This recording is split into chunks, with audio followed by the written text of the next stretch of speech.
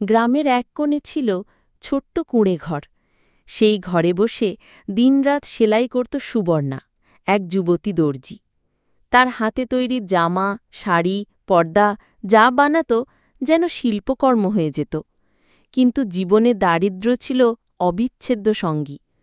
সুবর্ণা বিয়ের আগেই বাবা মাকে হারিয়েছে। গ্রামে তার একটাই আপন, রাজু, শৈশবের বন্ধু। রাজু গোপনে সুবর্ণাকে ভালোবাসত, কিন্তু কখনো বলেনি। একদিন সন্ধ্যায় সেলাই মেশিনের শব্দ থেমে গেলে সুবর্ণা বাইরে কাপড় শুকোতে গেল। তখনই মাটির ওপর কালো একটা ছাড়া নড়ে উঠল। অন্ধকার থেকে বেরিয়ে এলো বিশাল এক কালো সাপ। তার চোখে ছিল অদ্ভুত দীপ্তি। শব্দ করে এক মুহূর্তে সাপটি ঝাঁপিয়ে পড়ল সুবর্ণার পায়ের গোড়ালিতে। সুবর্ণা চিৎকার করল, কিন্তু অদ্ভুত ব্যাপার, ব্যথার বদলে সে অনুভব করল শরীর ঠান্ডা হয়ে যাচ্ছে আর তার চোখ ধীরে ধীরে হলুদ হয়ে উঠছে। সাপটা ফিসফিস করে বলল, তুই এখন আমার অংশ। চাঁদ উঠলেই তুই বুঝবি তোর রক্তে কি বইছে। সেই রাতেই পূর্ণিমার আলোয় সুবর্ণা অনুভব করল তার হাত পা অসাড় হয়ে যাচ্ছে, ত্বক শুষ্ক হয়ে আঁশে ভরে যাচ্ছে। কয়েক সেকেন্ডের মধ্যে মানুষ সুবর্ণা মিলিয়ে গেল। তার জায়গায় দাঁড়িয়ে রইল এক সর্পিণী, চকচকে আঁশ, লাল জিহ্বা আর চোখে এক ভৌতিক শূন্যতা। সে ভয় পেল, কিন্তু ভিতরে ভিতরে একটা তৃষ্ণা জেগে উঠল, শিকার করার তৃষ্ণা। দিনে সুবর্ণা মানুষ হয়ে সেলাই করত, কিন্তু রাতে সে সাপ হয়ে বেরিয়ে পড়ত জঙ্গলে। কেউ জানত না, শুধু রাজু সন্দেহ করত, কারণ অনেক রাতে সে দেখত সুবর্ণার ঘর ফাঁকা আর আশেপাশে সাপের ছায়া। এক রাতে রাজু তাকে অনুসরণ করল। জঙ্গলের ভেতরে গিয়ে রাজু দেখল সুবর্ণা সাপের রূপে চাঁদের আলোয় বিশাল কণ্ঠী সাপের সাথে কথা বলছে।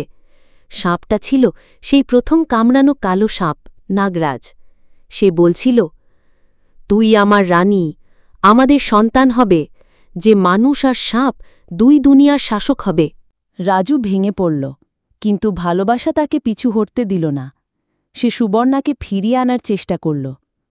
তুমি মানুষ, তুমি আমার সুবর্ণা, এই অভিশাপ আমি ভাঙব। রাজু কাঁদতে কাঁদতে বলল। সুবর্ণা চোখ ফিরিয়ে নিল।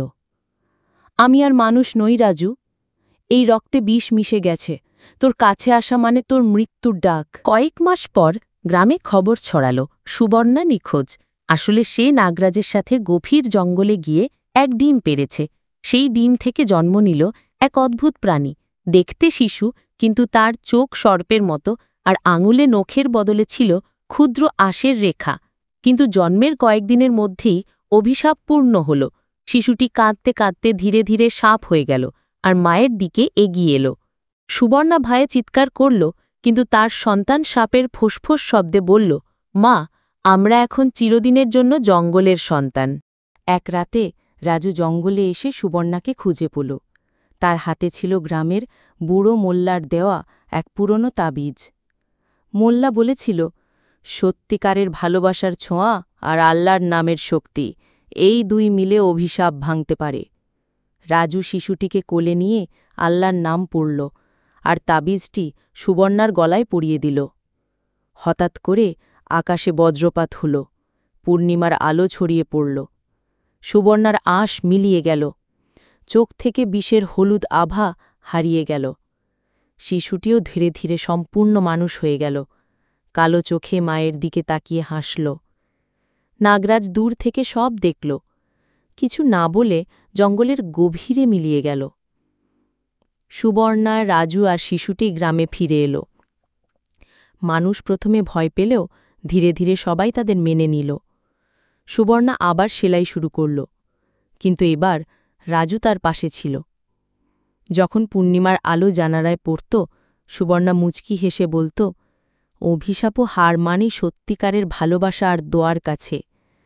তাদের সন্তান বড় হয়ে মায়ের দর্জির কাজ শিখল, আর গ্রামের মানুষের মনে দর্জি সুবর্ণার গল্প রইল, অভিশাপ থেকে মুক্তির আর ভালোবাসার জয়ের গল্প। গল্পটি ভালো লাগলে অবশ্যই সাবস্ক্রাইব করে সাথেই থাকুন ইনশাল্লাহ।